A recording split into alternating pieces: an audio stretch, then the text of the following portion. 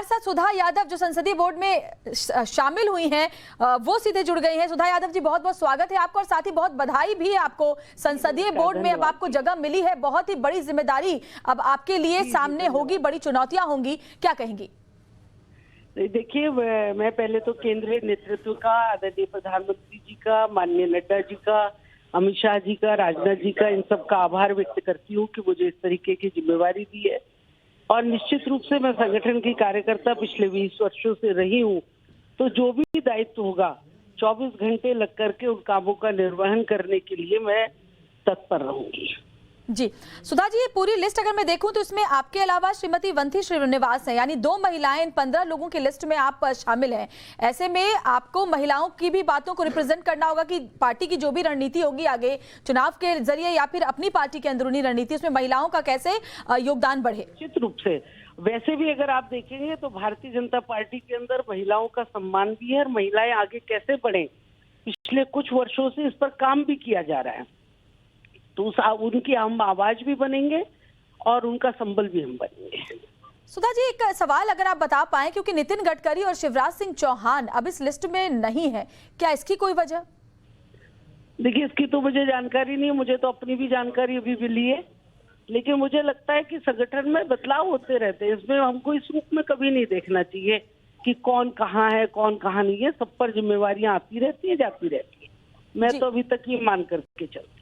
जी बिल्कुल, बदलाव तो होता है, लेकिन वजह लोग जरूर जाहिर तौर पर पूछेंगे। नितिन गडकरी सरीखे बड़े नेता जो बीजेपी में राष्ट्रीय अध्यक्ष भी रह चुके हैं, उनका नाम बोर्ड में नहीं होना अपने आप में ये सवाल उठाता है कि क्या वजह रही होगी इसकी? अभी इसकी तो जानकारी नहीं है, मैं निश्चित बताऊंगी। जी, तो आगे अब इस नई जिम्मेदारी को लेकर के आप किस तरीके से तैयार हैं सुधा जी? नहीं, मैं बिल्कुल 24 घंटे तैयार हूँ और मैं हमेशा काम करती रही हूँ, काम करती रहूंगी। नेतृत्व ने जो विश्वास मुझ पर जताया है, इसके लिए मैं उनकी आभारी भी हूँ और उनकी अपेक्षाओं पर खरा उतरने का प्रयास करूँ।